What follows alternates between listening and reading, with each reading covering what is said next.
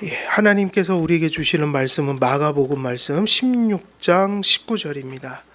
마가복음 16장 19절 한 절 함께 읽도록 하겠습니다.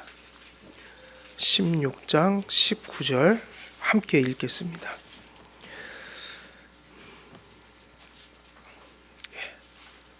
시작. 주 예수께서 말씀을 마치신 후에 하늘로 올려지사 하나님 우편에 앉으시니라. 아멘. 오늘 기독교 강요는 승천 부분입니다.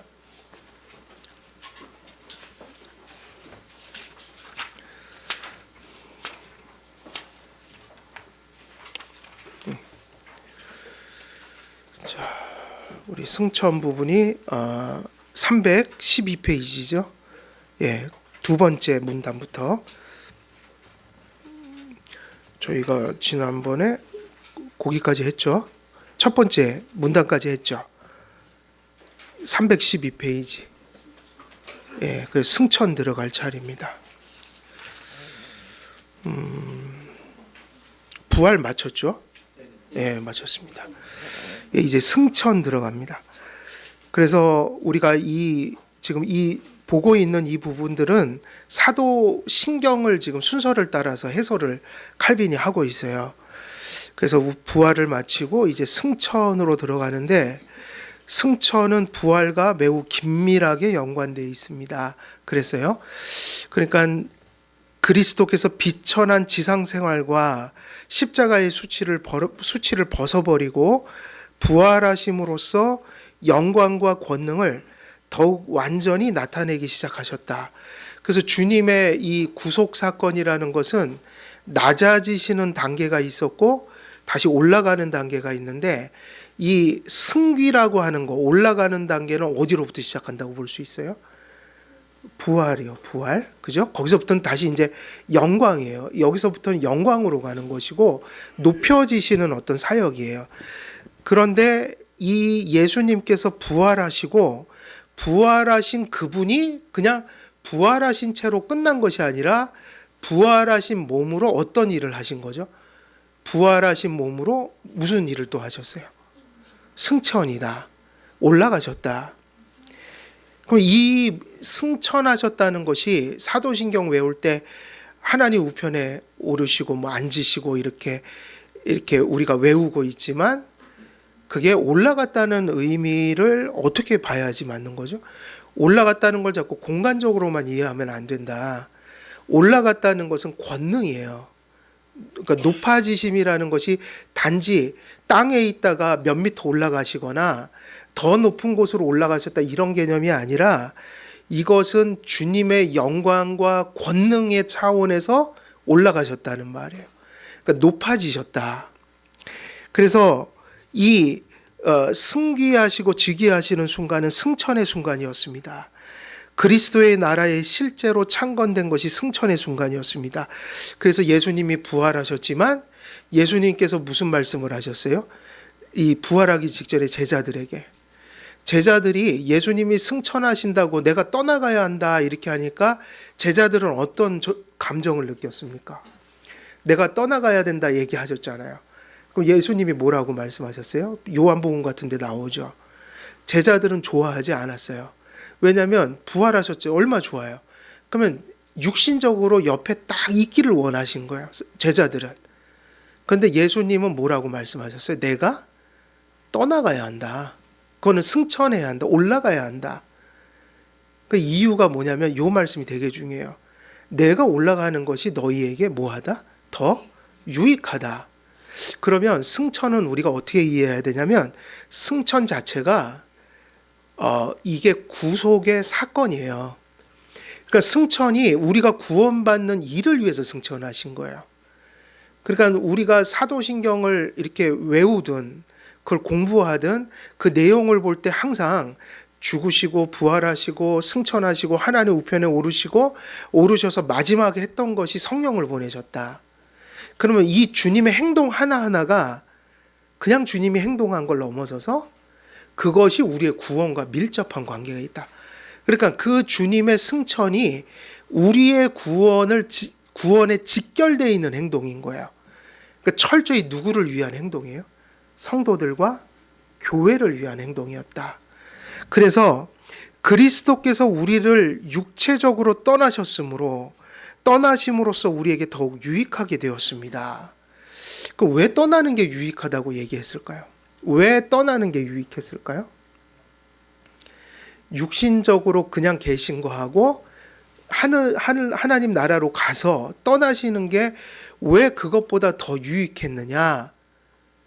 육신적으로 그냥 계신 것보다 더 강력하게 확실하게 더 전 우주적으로 예수께서 우리와 함께 하시는 방법은 승천하시는 길이었던 거예요.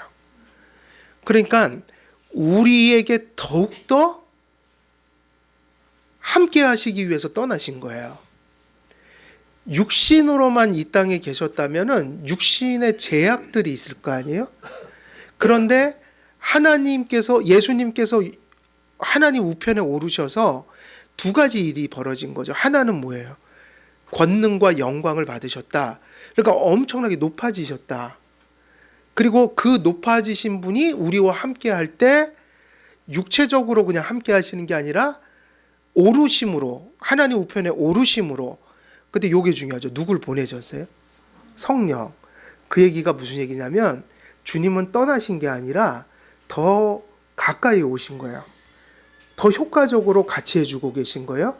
더 강력하게 함께 해주시는 거예요. 그건 뭐냐? 성령을 통해서 우리에게 임재하시는 거예요.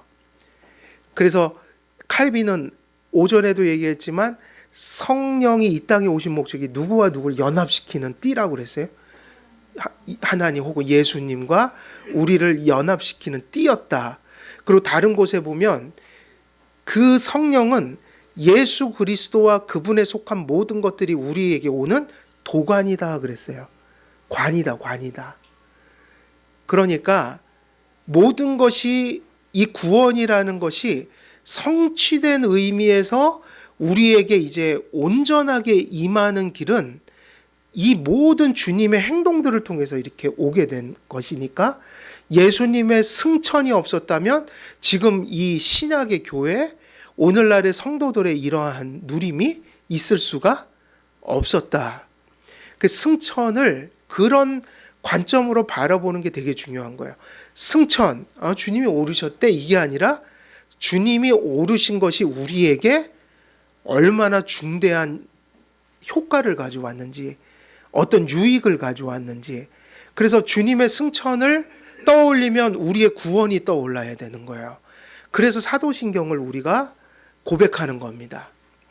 그래서 그 기독교 강요를 보면 이런 내용들이 나오죠. 지상에 계신 동안은 미천한 육신을 집으로 삼으시고 그 안에만 계셨기 때문입니다. 그러나 승천하신 후에 그리스도께서, 요 얘기가 나오죠. 무엇을 얼마나 풍성하게 부어주었다고 그래 돼 있어요? 성령이요. 그래서 성령 세례라는 의미에서는 여러분이 예수님 믿을 때, 회심할 때 이미 그 세례를 받았다. 그래서 바울의 표현대로 하면 이미 믿는 여러분들은 성령을 마신 사람들이다. 그리고 성령의 충만함을 가지고 얘기한다면 그때 우리 속에 영원히 떠나지 아니하시는 분으로서, 보혜사로서 임한 그분은 이제 매일매일 순간순간 누구를 지배해 주시고 인도해 주시는 거예요? 우리 자신을. 그래서 성령을 통해서 예수님은 우리에게 지금 함께 해주고 계신다는 거예요. 그런데 그 함께 해주시는 예수님이 이 땅의 육신적인 의미에서 제약을 받는 모습이 아니라 육신으로 올라가셨지만 그 하나님이면서 또 인간이신 동시에 육신도 가지고 계시지만 그 모든 것들이 완전한 영광과 권능으로 높여지신 예수님. 그런 예수님이 성령을 통해 누구와 함께 해주셔요? 우리와 함께 해주셨다. 이 얘기가 되게 중요해요. 그러니까 되게 중요한 것은, 승천하셨다는 것은 그 표현 속에 있는데 하늘과 땅의 권세를 어떻게 하셨다? 예수님께 주셨으니. 그러면 승천하신 예수님은 뭐를 이제 충만하게 받으신 분이라고 이해가 되는 거예요? 그 권능. 그래서 마태복음에 보면 내가 뭐를 받았다고 예수님이 말씀하자 하늘과 땅의 권세를, 그 얘기는 높아지셨다는 얘기예요. 그러니까 이 땅에 있을 때처럼 연약한 예수님이 아니라 연약한 역할은 거기서 끝나야 돼요. 십자가에서요. 십자가 딱 끝나고 부활하시면 그때부터는 이제 어떤 예수님이에요? 연약한 예수면 우리를 구원할 수가 없어요. 중보할 수가 없어요. 강력한 예수예요. 그럼 그 강력한 게 어느 정도냐? 하늘과 땅을 다 다스릴 수 있는 그 정도의 권세. 그러니까 이 권세는 어떤 권세죠? 절대 권세. 그래서 이것을 이런 모습으로 우리에게 강력한 중보자로 세워지는 것이 승천이었고, 승천하고 왜 성령을 보내줬냐면 바로 그 예수께서 성령을 통해서 우리와 함께 하실 수 있는 것이다. 이거를 지금 얘기하고 있는 거죠. 얼마나 놀랍게 그분의 나라를 확대하셨는지 모릅니다. 승천하심으로써 육체적으로 우리 앞에 계시지 않지만 더욱 직접적인 권능으로 천지를 주관하시려는 목적으로 그리스도께서 승천하셨습니다. 승천하심으로써 세상 끝날까지 우리와 함께 하신다는 약속이 성취됐습니다. 그래서 그 약속이 거짓말이 아니죠. 하늘과 땅의 권세를 받았으니, 그러면서 뭐라고 그랬죠? 내가 그 내용 나오고 끝에 내가 세상 끝날까지 너희와 함께 항상 함께 하리라. 이 구절을 잘 봐야 돼요. 교리가 그냥 나온 게 아니라 성경에서 다 나온 거예요. 교리는 성경을 배우는 겁니다. 성경에 대한 해석이에요. 지금 이 승천 교리에는 그게 다 담겨 있는 거예요. 하늘과 땅의 권세를 받았으니, 그러면서 우리에게 뭐라고 그러셨어요? 모든 족속으로 제자를 삼아 아버지와 아들과 성령의 이름으로 세례를 주고 내가 너희에게 가르친 것을 다 가르쳐 지키게 하라. 이유가 뭔가? 이 일을 하면은 핍박도 받고 어려움도 오고 너무너무 이 세상에선 그게 힘겨운 일인데 이거를 지상소명을 주셨단 말이에요. 그럼 여기에 이제 답이 있는 거죠. 내가 너희와 항상 함께 하리라. 근데 항상 함께 하는데 어떻게 함께 하냐면, 어떤 분이 함께 하냐면 하늘과 땅의 권세를 받은 상태에서 내가 너희와 함께 할 것이다. 그러니까 뭐를 할 수 있는 거죠, 이제? 전도를 할 수 있는 거예요. 다시 말하면 제자를 삼을 수 있는 거예요. 핍박이 와도 어려움이 와도 세상이 우리를 무시하여도 우리가 눈 하나 깜짝 안 하고 하던 일을 할 수 있는 것은 하늘과 땅의 권세를 가지신 분이 성령을 통하여 세상 끝날까지 우리와 함께 하리라. 그래서 사도신경을 외우며 하늘에 오르시고 하나님 우편에 앉으시고 이 고백을 할 때 이 가슴이 뜨거워져야 되는 거예요. 어떻게 뜨겁냐면 그 하나님이 이게 그 소리구나. 하늘과 땅의 권세를 가지신 분이 이 연약한 우리들 속에, 이 연약한 교회 속에 세상 끝날까지 함께 해주시겠다는 말씀이 바로 그 승천을 통해서 이루어졌구나. 이렇게 고백을 하니 이 승천에 대한 교리는 예수님이 뭐를 했다는 얘기가 아니라 그건 누구의 얘기인 거예요? 우리를 향한 얘기인 거예요. 그래서 그걸 구속사건이라고 그래요. 예수님이 구속을 성취할 때 반드시 승천을 하셔야 했다. 승천하지 않으셨으면 구속의 중보자가 될 수가 없었고, 그리고 오늘날 우리가 이렇게 예수님 믿고 구원의 복을 누리는 것은 누가 승천하셨기 때문이에요. 예수님이요. 그래서 그게 내 얘기가 돼야 돼요. 내 구원과 직결된 고백이 돼야 돼요. 그래서 우리가 신앙 고백은 이런 것이 되는 거죠. 누군가 와서 사도신경에 있는 하나님 우편에 앉으시고 하늘에 오르시고 이걸 부인해라 이러잖아요. 그러면 순교를 당해도 그걸 부정해서는 안 되는 이유가 이 말씀은 공허한 어떤 이론이 아니라는 거예요. 우리의 구원이 그 일을 통해서 성취된 거란 말이에요. 사도신경은 승천하신 그리스도께서 하나님의 그 보좌 우편에 앉으셨다고 고백합니다. 그래서 승천하시기만 하고 끝난 게 아니라 어떻게 했어요? 또 오르셨는데 그 오르신 걸 또 이렇게 표현하죠. 하나님 우편에요. 그래서 이 우편이라는 것을 고백할 때 우리는 보통 뭐를 많이 떠올려요? 저는 어렸을 때 자꾸 그걸 떠올렸거든요. 목사님들 옛날에 이렇게 뒤에 보면 큰 의자 있죠. 나무로 된 거. 또 삼위일체라고 3개 갖다 놨다고요. 근데 삼위일체하고는 상관없어요. 그냥 목사님들 손님 오면 앉아 계시라고. 그래서 저는 저기 하나밖에 없어요. 저기 앉아 있는데 저 용도 외에는 없는 거예요. 근데 그게 바로 그렇게 생각하면 안 돼요.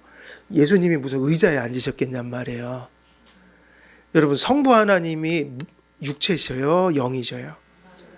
그죠? 보좌에 앉아 계신데 그 보좌는 저런 보좌가 아니에요.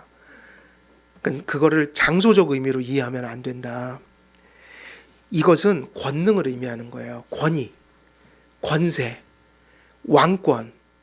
그래서 예수님께서 하나님 우편에 앉으셨다는 것은 예수님 우편이라는 게 무엇을 뜻하겠어요? 하나님의 통치의 권세를 뜻하는 거겠죠. 다시 말하면 왕권을 가졌다는 거예요.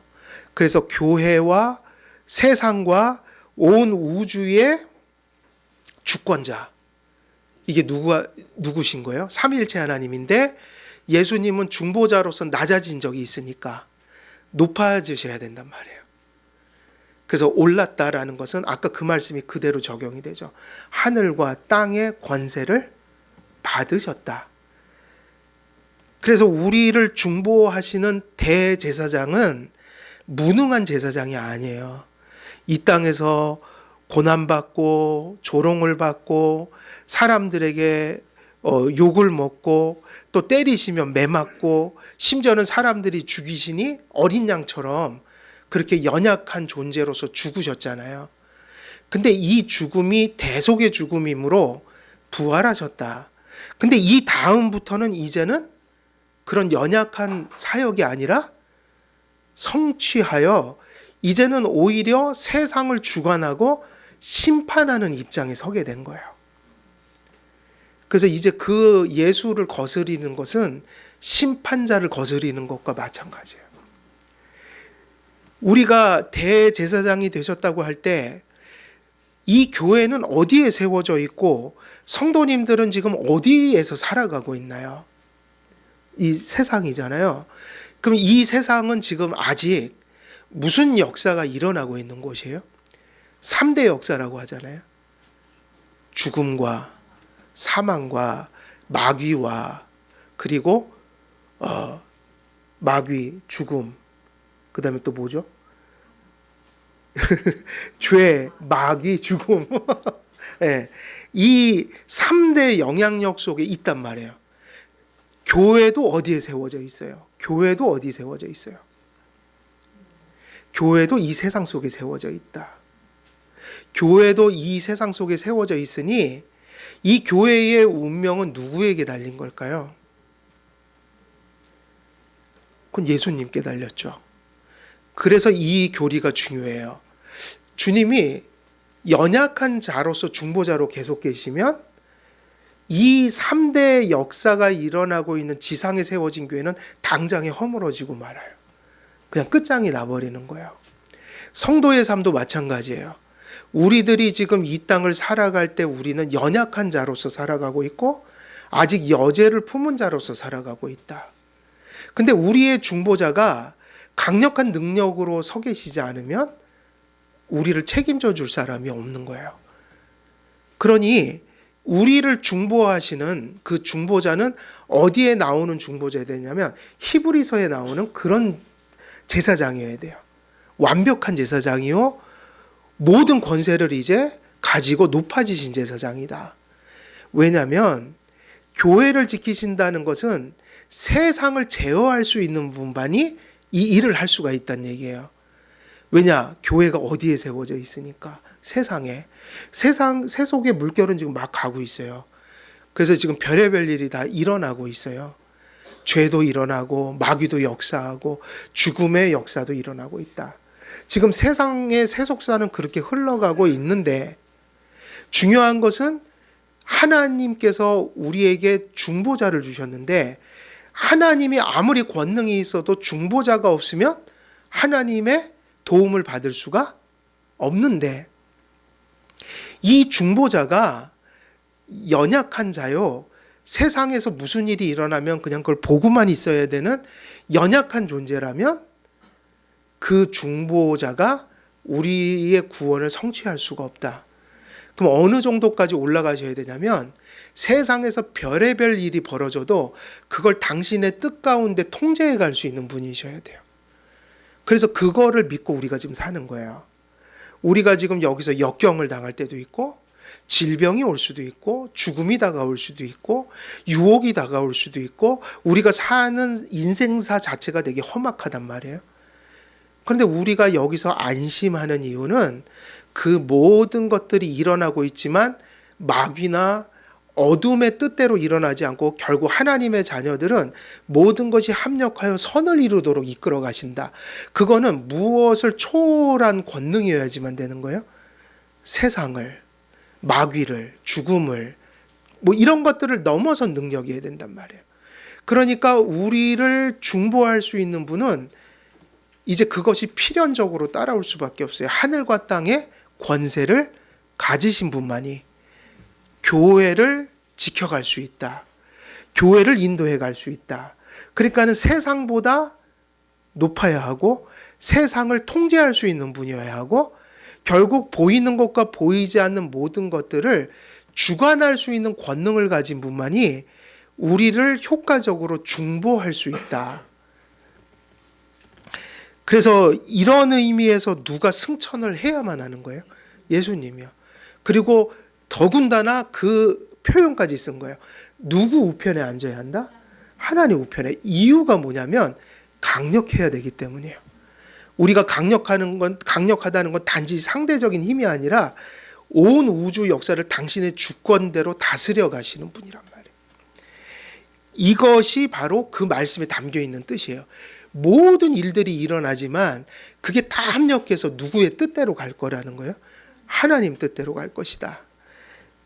그래서 이 승천교리와 하나님 우편에 앉으셨다는 교리가 우리에게 몹시 중요한 교리가 되는 거죠.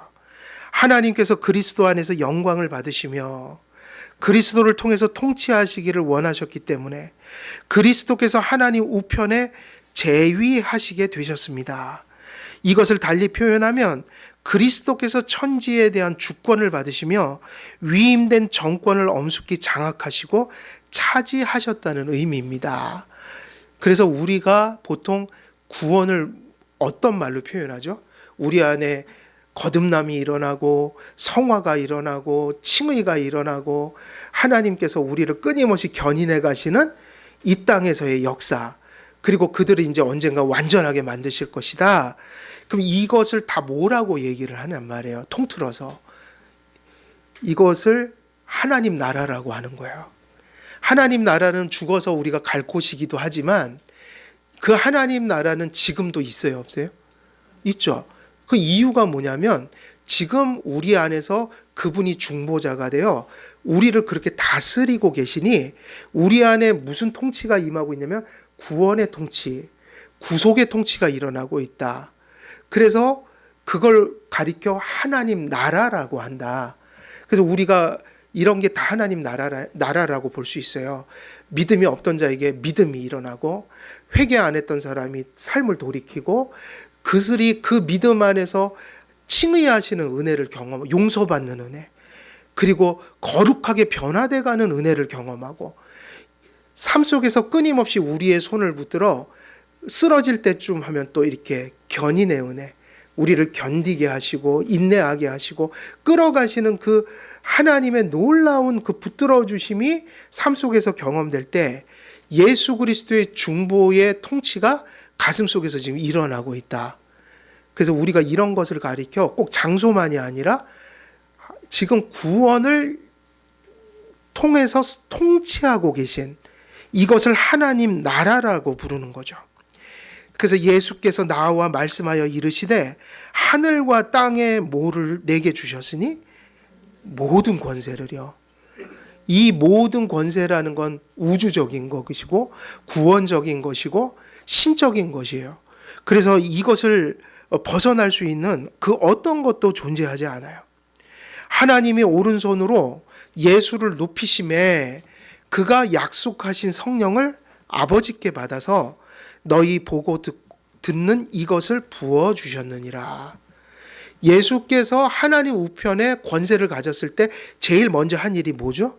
성령을 아버지께 받아서 이 땅에 보내주신 거다. 그럼 이 구절을 읽으면서 우리는 왜 이 말씀이 그렇게 위로가 되고 기쁨이 돼야 될까요? 이걸 한마디로 표현하면 모세에게 하신 말씀의 성취라고 볼 수 있어요. 모세가 가장 떨고 소명받을 때 위축되어 있을 때 하나님이 그를 위로했던 건 한마디예요. 뭐였죠? 내가 너와 함께하리라. 근데 여기서는 그 정도의 말씀, 구약적인 예표적인 말씀이 아니라 성취, 다시 말하면 영원히 우리와 함께하리라. 그것도 어떤 하나님이 함께하시는 거예요? 이제 구원이 성취된 의미에서 그 예수 그리스도라는 중보자가 예언되었던 분이 이제는 실체가 되어 그 은혜를 우리가 경험하게 되는 것. 이것은 예수 그리스도의 승천 사건, 하나님 우편에 앉는 사건을 통해서 이루어진 거예요. 그리스도께서는 마지막 심판날에 내려오실 때까지 통치를 계속 하실 것입니다. 그래서 이 약속에다가 주님은 단어를 통해서 항상 확실히 약속을 하셔요. 그냥 함께하리라가 아니라 뭐 어떻게 함께하리라고 그랬어요? 내가 영원히 항상 함께하리라. 그래서 이런 의미들을 우리가 깨닫는다면 우리가 이런 신앙 고백을 생각할 때마다 다시 되뇌일 때마다 또 우리가 힘겨울 때마다 위로를 다른 곳에서 찾는 게 아니라 이곳에서 이것이 우리의 위로가 되는 것이 사실은 정상적인 신앙생활이에요. 그래서 이 신앙 고백 한마디 한마디가 결국은 우리에게 다 위로가 되는 거예요. 하나님이 강력한 하나님이 그리스도를 완전한 주권 속에서 세우셔서 교회를 다스리라고 우리에게 보내주셨다. 그분의 통치가 교회를 지킬 수 있는 것은 그분이 가진 권세가 우주적 권세이기 때문인 거예요. 그래서 칼뱅은 그리스도의 제위가 신자에게 주는 혜택을 나열합니다. 이제 혜택을 얘기하죠. 첫째, 주께서 승천하심으로 아담 때문에 닫혔던 무엇이 열렸다고요? 천국길이 열렸습니다. 그래서 하나님 나라는 다른 게 아니에요. 여러분 예수 그리스도를 믿고 회개하는 자들 속에 나타나는 구원의 모든 내용들이 하나님의 통치인 거예요. 그가 우리의 육을 쓰시고 우리를 대신하시듯 하늘에 들어가셨으므로 사도가 말한 것과 같이 우리는 어떤 의미에서 이미 그리스도 예수 안에서 하나님과 함께 어디에 앉았다는 결론이 됩니까? 하늘에 앉았다. 그래서 칼뱅의 이 성찬 교리를 보면 우리가 성찬에 떡을 뗄 때 주님과 교제하는 걸 의미하잖아요. 자, 주님의 성령의 임재를 통해서 우리에게 일어나는 일을 칼뱅은 이렇게 표현했어요. 우리가 성찬을 뗄 때 우리 존재가 누구에게로 끌려 올라간다고 표현했을까요? 바로 그 떡과 포도주가 가리키는 예수 그리스도의 실체에 우리가 참여하게 된다. 그러면 질문이 있는 거예요. 우린 분명히 땅에 있는데 어떻게 하늘로 올라가요? 라고 할 때 칼빈의 성령론이 되게 중요한 거예요. 아까도 말씀했지만 성령이 누구와 누구를 연합시킨 띠인 거예요. 그렇죠. 그리스도와. 그리고 도관이라고 했잖아요. 다시 말하면 그 안에서 주님과 우리가 통하게 되는 거예요. 그래서 그렇게 표현할 수 있어요. 몸은 여기 있지만 우리의 존재는 성령 안에서 사실은 하나님 나라에 참여하고 있다는 거예요. 그래서 우리는 소망만으로 하늘을 차지하고 있는 것이 아니라 우리의 머리이신 그리스도 안에서 이미 하늘을 차지하고 있습니다. 둘째, 믿음이 인정하는 바와 같이 그리스도께서 아버지와 함께 계시다는 것은 우리에게 큰 혜택이 됩니다. 손으로 만들지 않은 성소에 들어가신 그리스도께서 항상 우리의 예언자와 중보자로서 아버지 앞에 나타나시기 때문입니다. 아버지께서 우리 죄를 보시지 않으시고 자기의 의를 보시게 하십니다. 그러니까 지금 우리가 용서받고 의를 전가받고 불의하지만 용서 안에서 또 거룩을 향해 갈 수 있는 끊임없는 성화의 은혜를 받아 누리는 것은 누가 아버지 앞에서 중보를 하기 때문이에요? 예수님께서. 이런 일들이 가능해진 것은 예수께서 지금 지성소는 어디냐면 하나님 앞에, 실제하는 하나님 앞에서 이 일을 감당하게 되셨다는 거죠. 아버지의 마음을 우리와 화해하게 하셔서 자기의 중재로 우리로 우리 아버지의 보좌에 가까이 가는 길을 준비하십니다. 가련한 죄인들에게는 무서움이 가득했을 그 보좌를 그리스도께서 은총과 사랑으로 가득하게 하십니다. 그래서 마치 구약의 제사장들이 그 백성들의 속죄를 위해서 지성소로 들어갔던 것처럼, 근데 예수님은 인간이 만든 지성소가 아니라 어디로 가셨어요? 실제 하나님 앞에 계신다는 거예요. 이게 실제라는 거죠. 셋째, 믿음은 그리스도의 힘을 깨달으며 그 힘에 우리의 힘과 능력과 보화와 또 지옥을 이긴 자랑이 있게 하셨다.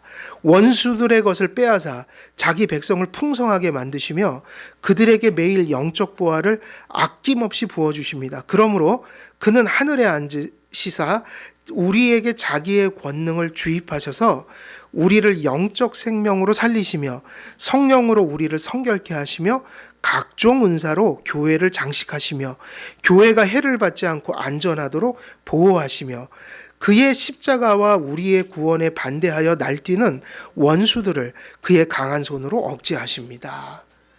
그래서 이게 아까 얘기했던 듯이 지금 되게 많은 얘기들이 나오지만 이 이야기만 있겠어요. 수많은 것이 더 있죠.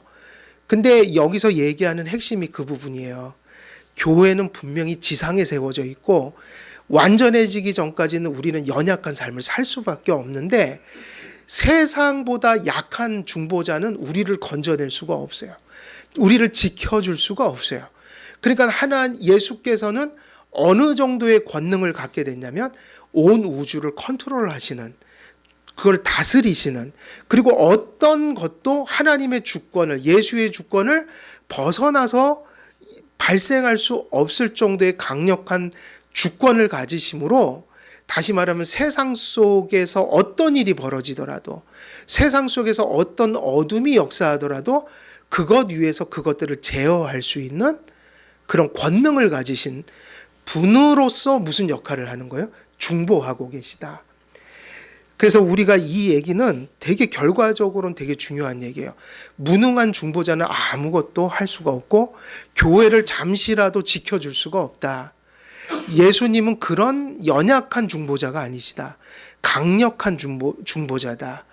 항상 떠올리는 거 하늘과 땅의 권세라는 것이니까, 하늘과 땅이라는 거는 하늘 땅을 의미하는 게 아니라 벗어나는 게 없다는 거예요. 그러니까 모든 권세를 가졌다는 의미예요. 그런 정도의 중보자만이 교회를 세상 속에서 품어가실 수 있는 거다. 그러니 이 의미를 정말 믿는다면 이 신앙 고백은 우리에게 뭘 가져다 주겠어요? 당연히 위로인 거예요. 위로인 거고, 우리가 세상에서 두려움과 공포에 마주할 때 이 믿음만이 교회와 성도들에게 평안을 가져다 줄 수 있다.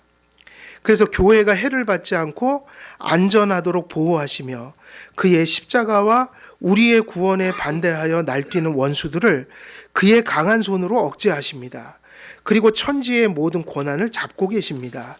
그리스도의 승천과 하나님 우편에 앉아 하늘과 땅의 권세를 가지고 만유와 교회를 다스리심은 우리에게 뭐가 된다? 위로가 된다. 교회는 죄와 마귀와 사망의 세력이 있는 세상에 교회가 세워져 있고 그 안에서 성도가 살아가기 때문에 이 중보자가 중보를 온전히 하기 위해서는 하늘과 땅의 권세를 지니신 분이 되셔야만 하기 때문에 승천 사건은 철저히 구원 사건인 거예요. 우리의 구원과 직결된 사건이다. 온 세상을 통치하시고 섭리하시는 그리스도만이 세상의 세파 속에서 교회를 지킬 수 있는 것입니다. 그래서 이제 우리가 기도해야 될 것은 오늘은 여기까지 해야 될 것 같아요. 그래서 우리가 기도해야 할 것이 뭐냐면 이러한 정금 같은 진리들이지만 이 진리를 우리가 진짜 믿게 해달라고 기도를 해야 돼요. 우리가 이 내용이 어떤 자에게는 모든 생을 다 내려놓고 싶어질 때 이 진리 때문에 힘을 얻어서 두려움과 염려와 좌절을 극복하고 살아가는 사람들이 있는 반면에 어떤 사람들에게는 이건 그냥 이야기일 뿐이에요. 논리, 그냥 교리. 근데 교리라는 말 자체가 그렇게 받아들여서는 안 되는 거잖아요.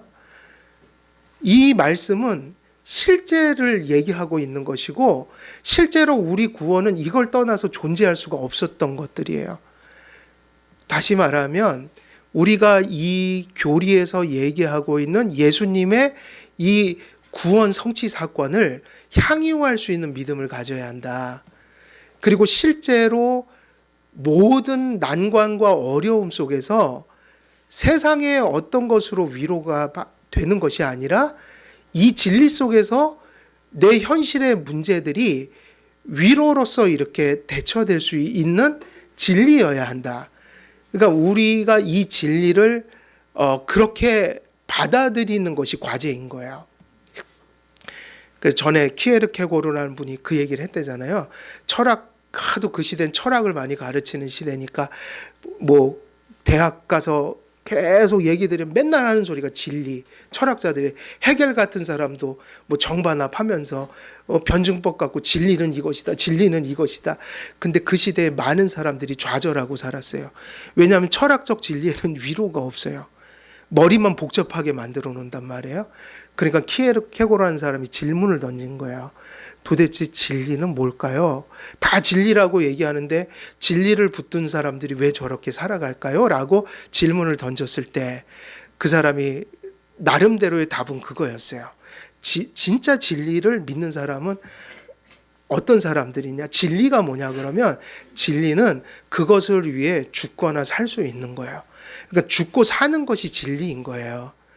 그렇게 본다면 우리가 이런 교리야말로 우리의 구원을 결정하는 토대들이다. 이것을 그저 이론과 어떤 논리로서 받아들이면 안 된다. 이것은 성경에서 우리에게 실제를 우리에게 믿으라고 요구하고 계신 것이니 이제 우리의 신앙이 어디까지 가야 되는가? 승천이라는 것이 그냥 주님이 올랐다는 얘기가 아니라 이것이 우리가 구원받는 토대요 근거다.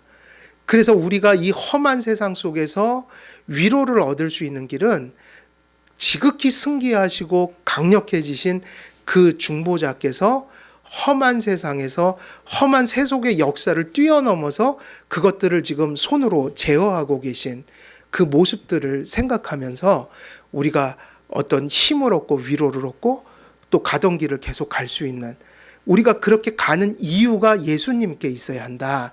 뭐 이런 어떤 신앙의 결론을 이런 교리들은 신앙 고백들은 전하고 있는 것이다. 그래서 우리 역사적인 교회들은 사도신경을 외운 거죠. 또 가르친 거죠. 그런 의미들이 매우 중요하다고 볼 수 있어요. 오늘 여기까지 말씀을 전하고 제가 기도하고 마치도록 하겠습니다. 기도하겠습니다. 살아계신 하나님 아버지, 오늘은 승천에 대한 진리를 또 하나님의 말씀을 또 전하였습니다. 이 승천의 진리들이 잘 깨달아지게 하시고 또 우리의 심령 속에 믿고 받아들여 아버지 하나님 앞에서 살아가는 실제적인 삶 속에 진정한 구원과 위로가 되고 우리가 살아가는 힘이 될 수 있도록 하나님 참된 신앙으로 이끌어 주시고 또 열매가 맺혀질 수 있도록 선히 인도해 주옵소서. 감사드리오며 우리 주 예수 그리스도의 이름으로 기도드리옵나이다. 아멘.